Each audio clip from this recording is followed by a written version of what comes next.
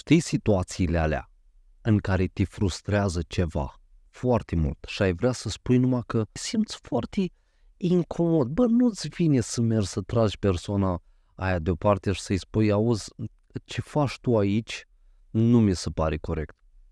Exemplu, a venit un coleg la mine, un coleg din muncă și îmi spune, Cosmin, tu ai observat toate favoritismele astea,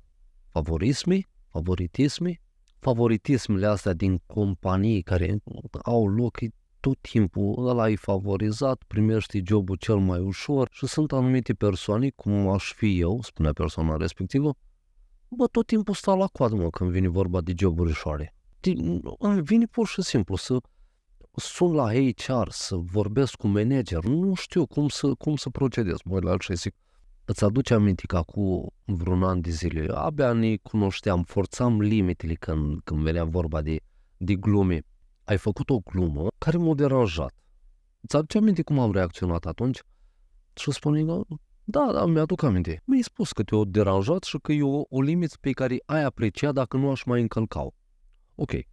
Crezi că ar fi fost mai bine dacă mergeam la manager sau la director sau la HR, la ce HR-ul? Resurse umane.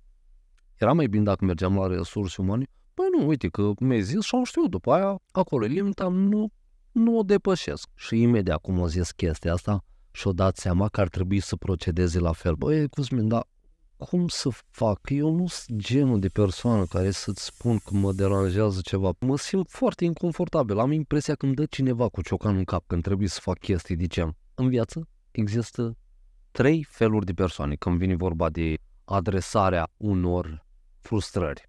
Sunt persoane care nu au nicio problemă cu a spune ce au de zis, sunt persoane care se simt incomod cu a aborda o persoană și totuși o fac, și există persoane care se simt incomode, inconfortabile și nu o fac. Și ghiși ce se întâmplă cu a 3-a categorie de persoane.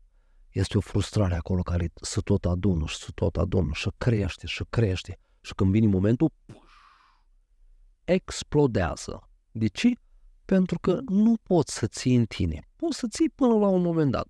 Ce încerc eu să zic, orice ai face, trebuie să conștientizezi că te simți inconfortabil. Din dată ce ești genul ăsta de persoană, e ca un nod în gât. Înghite-l, că altfel nu o să se schimbe nimic. Încerc așa. Cu tot respectul, bineînțeles.